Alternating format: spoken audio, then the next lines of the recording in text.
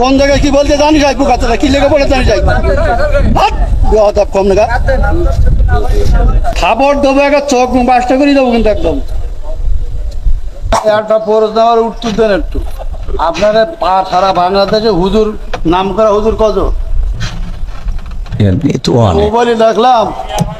মোবাইলে দেখলাম যে 5 জনের 5 রকম মত এই নামাজে। আপনারা হুজুর আপনাদের পিছনে হাজার হাজার লোক নামাজ পড়ে, আপনাদের মধ্যে 12 রকম মত কেন? এটা একজন বললো প্রথম যে লোক বক্তব্য দিলে আলহামদুলিল্লাহ না পড়লে তার পিছনে যে দাঁড়ায় নামাজ হবে না।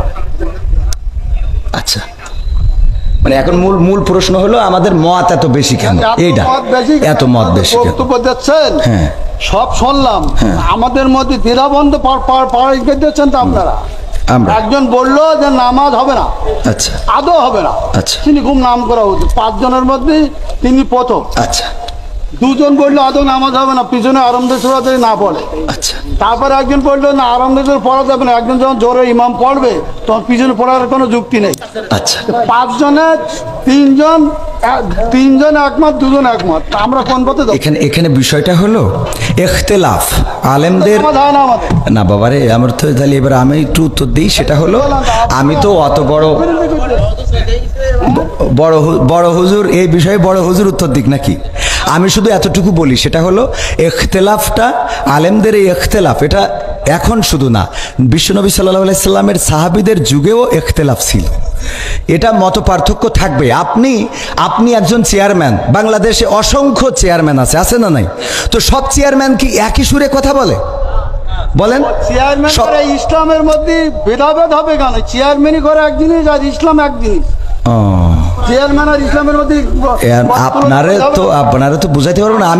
আমি যদি বলি, যেমন আপনি একজন আলহাজ মানুষ, দেখেন আপনি সব বাদ দেন, ইসলামের বেসিক কিছু নিয়ম আছে।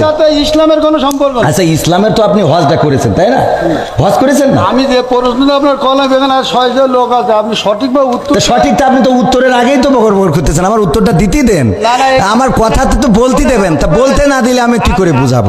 কথা বলি দেন, বলো খবরদার ল্যাঙ্গুয়েজ সোজা করেন না, সোজা করে দেবো কিন্তু একদম বলো ল্যাঙ্গুয়েজ সোজা করে বলেন। আমি বলছি আমার কথা তো বলতে দেবেন, ল্যাঙ্গুয়েজ সোজা করে দেবো কিন্তু একদম কম নাগাদ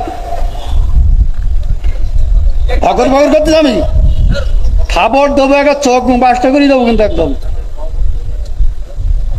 আমি প্রশ্ন করলাম, একজন লোক বলছে যে আলহামদুলিল্লাহ নামাজ পড় না, শুরু না বললে নামাজ হবে না, ফালতু বলতেছি। আমি বলছি আমার উত্তরটা তো দিতে। কোন জায়গায় কি বলতে জানি যাই বুকাতে কি লেগে বলে জানি যাই কম না